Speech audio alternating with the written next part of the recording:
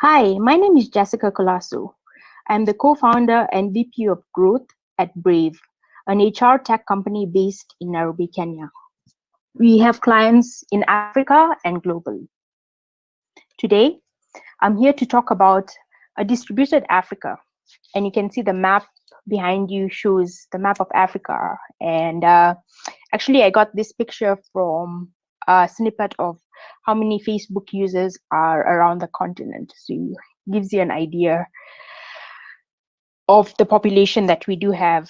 And Africa as a whole, sub-Saharan Africa is home to 13% of the world's working population. What do I mean by this? At least people who are under the age of 25 years are actually living in sub-Saharan Africa. And this is actually projected to increase by at least 17% by 2020. So that's not really far. That's like 10 years, the next 10 years. And we have, in the African continent, what has happened in the last decade, we've seen large corporates locally that have grown. In Kenya, we can actually talk about the likes of Safaricom that actually have a workforce of like 5,000 plus, or across the continent, Old Mutual, an insurance, the largest insurance company that has a similar type of workforce. And we've seen large corporates like Facebook, Google, also having an interest in setting up a base in the continent, with Facebook actually partnering with Andela to set up its campus in Nigeria, and in Kenya, IBM setting up its research hub in Nairobi, and Microsoft setting up its hub between Nigeria and Kenya to actually tap into the developers across the continent. So this actually gives you an idea of how large a workforce we have in Africa and how distributed it can be. The time zones between Nigeria and Kenya are +1, +2. It's PM in Nairobi, it's 11 a.m. in Nigeria. But this year has been an unusual, 2020 has been a very unusual year for all of us. What we were used to was this, the norm. That it was 10 years ago and for decades, whereby people, even developers, we all met in one room, in one table, discussing a meeting or discussing or brainstorming an idea, and putting pen to paper and brainstorming. But this is not the case as it was about 7 months ago with the introduction of COVID.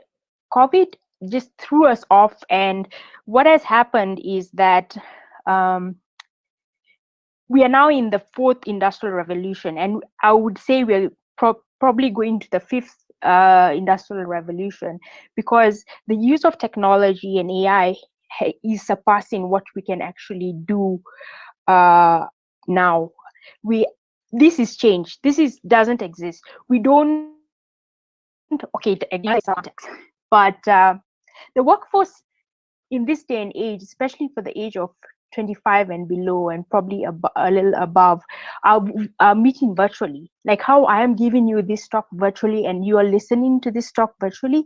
This is what's happening, is that people have started to meet virtually. They've started to actually have all conferences virtually. The use of technology and AI is literally embedded in our DNA, and it's going to be part of us. That's the new normal. And this is a situation less than 5 years ago, whereby Andela, the largest tech company, actually set up a campus in Nigeria, and then set up their base in 2017 in Kenya, less than 5 years ago. I would say the fourth industrial revolution is rather exponential than linear because it's going to disrupt almost every country, and especially Africa.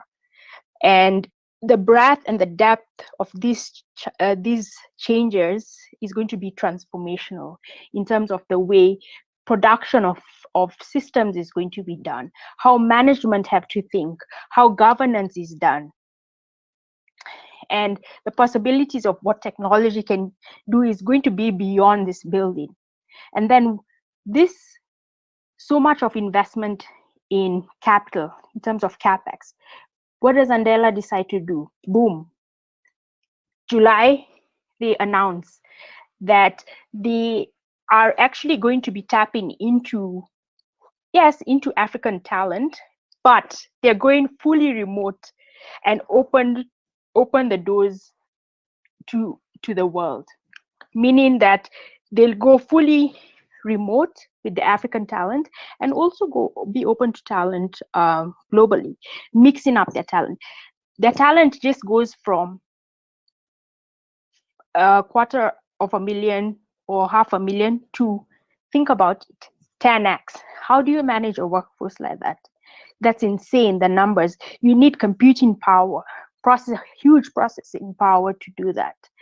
And just to give you an idea of how companies are actually going distributed and have such a large workforce and can work from everywhere, companies like Stripe, Twitter, Shopify, they're partially remote, meaning you can work from home and come into the office at times. If you look onto my right, they're fully remote companies, and they're actually more than 10, I think, and growing right now. If you look at about 90% of these companies, they're actually tech-related companies.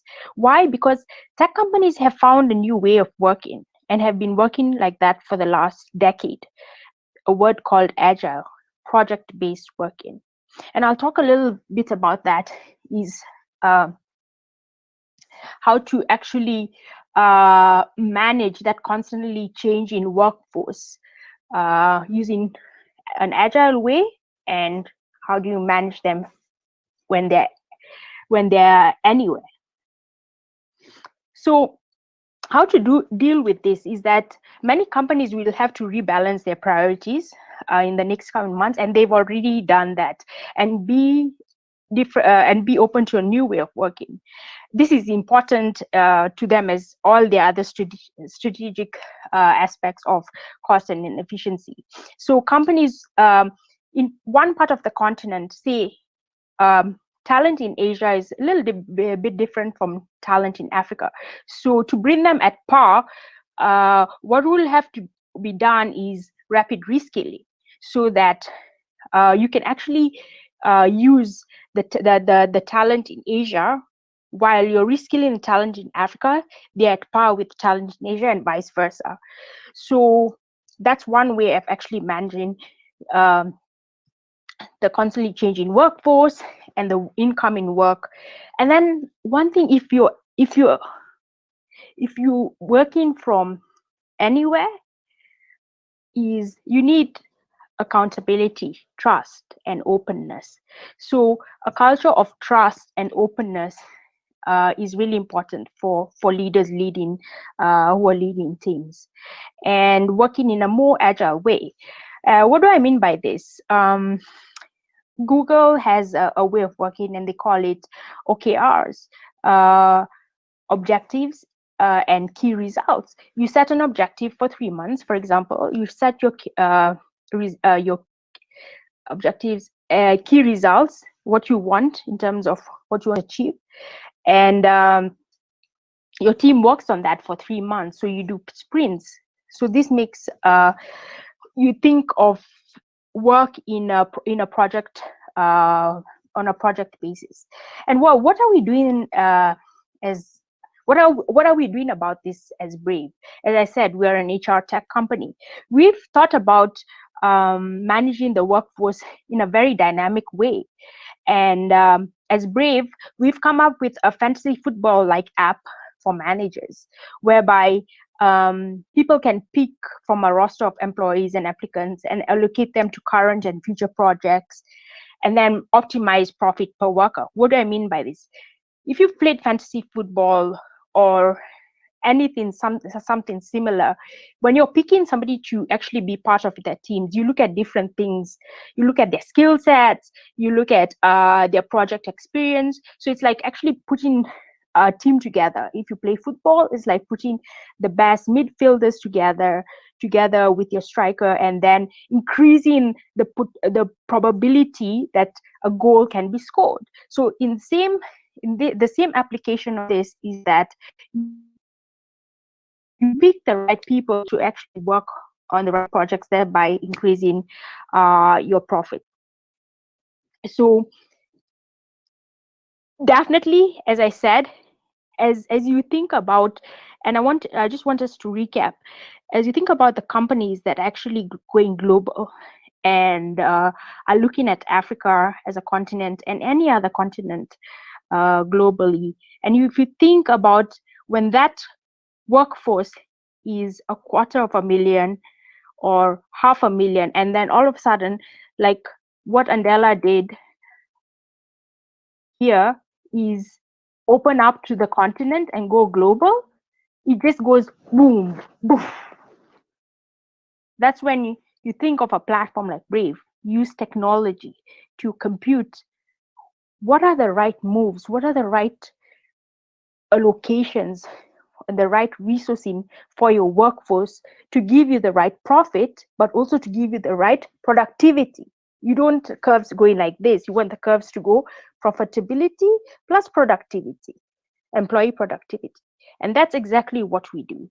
So this is an example of company that we're doing alpha testing with, just helping them allocate their workforce to the right projects and showing them scenarios of if teams in senior, junior were reallocated, how the profits would look like, how the productivity would look like. So question for you, are you as a leader thinking about values, think about the use of technology to manage your workforce so they can work from anywhere? And I'll just leave you with one thing as a product person, is that when you have a product team working in Kenya, by the time that they finish their work, when the US team wakes up, do they wake up and can pick from there? Have you ever thought of allocating work in that fashion? Thank you very much, ladies and gentlemen.